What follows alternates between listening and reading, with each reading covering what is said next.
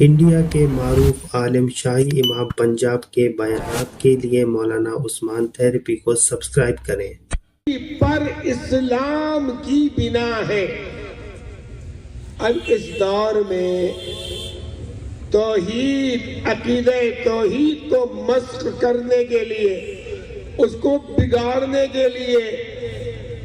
اس کو نیست نابود کرنے کے لیے ناکام کوششیں ہو رہی ہیں۔ شرک، الحاد، کفر سر اٹھائے ہوئے ہیں، اور جو اسلام کا امتیاز ہے،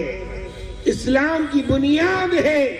اس پہ برابر حملے ہو رہے ہیں، برابر یلغار ہو رہی ہے۔ اس توحید کی حفاظت کرنا ہر مومن کی ذمہ داری ہے۔ اپنی توحید کو محفوظ رکھنا اور اپنی نسلوں کی توحید کو محفوظ رکھنا، یہ ہماری سب سے پہلی ذمہ داری ہے۔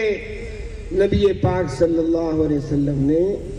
حضرت معاذ بن جبل رضی اللہ تعالی عنہ کو، جو نبی پاک علیہ السلام کے محبوب صحابی ہیں جی، اور جو مفتیوں کے امام ہیں، عالم امتی بالحلال والحرام معاذ بن جبل، میری امت میں حلال و حرام کے سب سے بڑے جاننے والے معاذ بن جبل ہیں، جن کا ہاتھ پکڑ کے نبی پاک علیہ السلام نے فرمایا تھا، یا معاذ، یا معاذ انی لاحبک فی اللہ، اے معاذ میں تم سے اللہ کے لیے محبت کرتا ہوں، فقل، تو تم یہ دعا مانگا کرو، اللہم اعنی علی ذکرک و شکرک و حسن عبادتک، اے اللہ تو میری مدد فرما تیرا ذکر کرنے پہ، تیری حسن علی ذکرک اور تیرا شکر ادا کرنے پہ، اور تیری بہترین بندگی بجا لانے پر، حسن عبادت پر۔ تو ان کو نصیحت فرمائی تھی، یا معاذ اعبد اللہ ولا تشرک بہ شیئا، اے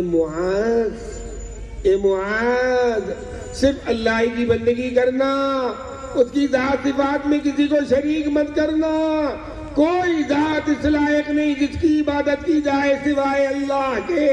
کوئی ذات اس لائق نہیں جس کے آگے سر جھکایا جائے سوائے اللہ کے، کوئی ذات اس لائق نہیں جس سے مانگا جائے سوائے اللہ کے، کوئی ذات اس لائق نہیں جس سے محبت کی جائے سوائے اللہ کے، اور کوئی ذات اس لائق نہیں جس سے ڈرا جائے سوائے اللہ کے، اور کوئی ذات اس لائق نہیں جس پہ بھروسہ کیا جائے سوائے اللہ کے، اور کوئی ذات اس لائق نہیں جس سے جی لگایا جائے سوائے اللہ کے۔ وہ اللہ اپنی ذات اور اپنی صفات میں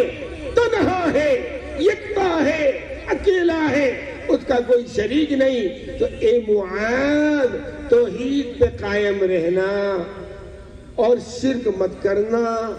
وَإِن قُتِلْتَ وَإِن سُلِّبْتَ وَإِن حُرِّقْتَ،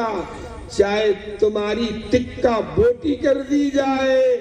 چاہے تمہیں جلا کے راکھ کر دیا جائے، چاہے تمہیں پھانسی کے تختے پہ چڑھا دیا جائے، توحید کو مت چھوڑنا، کیونکہ یہی بنیاد ہے اور یہ دور فتن ہے۔